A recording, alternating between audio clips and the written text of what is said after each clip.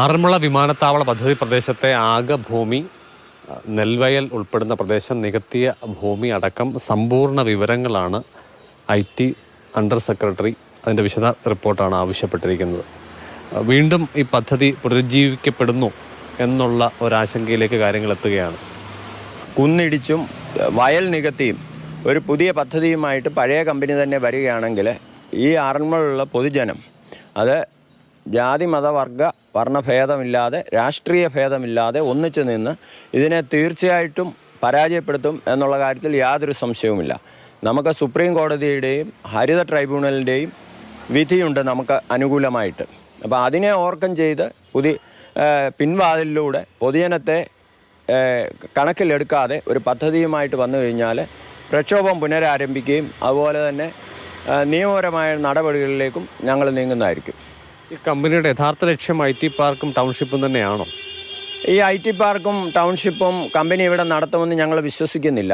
കാര്യം 15 ഏക്കറിൽ കൂടുതൽ ഒരാൾക്ക് കൈവശം വെക്കാൻ പറ്റില്ല എന്നൊരു ലാൻഡ് സീലിംഗ് നിയമമുണ്ട്. അത് ഓവർകം ചെയ്യുന്നതിന് വേണ്ടിയിട്ടാണ് ഈ IT പാർക്ക് എന്നുള്ള ആശയം അവർ കൊണ്ടുവരുന്നത്. തട്ടിപ്പാണ്. ശരിക്കും പറഞ്ഞാൽ ഇതൊരു ഭൂമാഫിയയാണ്. ഈ ഭൂമാഫിയ ഈ ഭൂമി പിടിച്ചെടുക്കുന്നതിന് വേണ്ടിയിട്ടുള്ള ഒരു തന്ത്രമാണ് ഇവിടെ നടപ്പാക്കുന്നത്. കൃഷി വകുപ്പും റവന്യൂ വകുപ്പും ഒക്കെ പാടില്ല എന്ന് പറഞ്ഞ് ഫയൽ മടക്കിയ സ്ഥാനത്താണ് IT വകുപ്പ് വീണ്ടും ഇതിൻ്റെ സാധ്യതകളിലേക്ക് സൂചന നൽകുന്ന ചില കത്തിടപാടുകളിലേക്ക് പോയിരിക്കുന്നത്. ആറന്മുള പുഞ്ച എന്ന് പറയുന്ന 3000 ഏക്കർ വരുന്ന ഒരു ഭൂപ്രകൃതിയാണ്.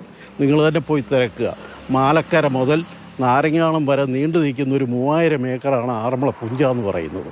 അതിനകത്ത് ഇപ്പം തന്നെ 49 ഏക്കർ അനധികൃതമായിട്ട് മണ്ണിട്ടപ്പം ഏകദേശം 200ഓളം ഏക്കർ സ്ഥലം വെള്ളക്കെട്ടായി മാറിക്കഴിഞ്ഞു. അവർക്കിപ്പം തന്നെ 30 ഏക്കറിൽ കൂടുതൽ കരഭൂമിയുണ്ട്. അതിനോട് യോജിപ്പിച്ച് അവർ കരഭൂമി വാങ്ങിച്ചാൽ പോലും അവർക്കതാണ് ലാഭം. ഇത് ഒരു IT പാർക്കിനുമല്ല. IT പാർക്കിനാണെങ്കിൽ 40 ഏക്കർ സ്ഥലം ഒരുമിച്ച് കരഭൂമി അക്വയർ ചെയ്ത് ചെയ്യാവുന്നതേ ഉള്ളൂ. വെള്ളം കയറാത്തളവും ഇവിടെ ഉണ്ട്. യാതൊരു സംശയവുമില്ല ഇത് ഒരു പ്രകൃതിയെ നശിപ്പിക്കാനുള്ളൊരു കടന്നുകയറ്റവും ഒരു ഭൂമാഫിയയുടെ ഇതുമാണ്. അത് രാഷ്ട്രീയങ്ങൾക്ക് അതീതമായി ഞങ്ങൾ അനുവദിക്കത്തില്ല എന്നുള്ളതാണ് ശരിയായ കാര്യം.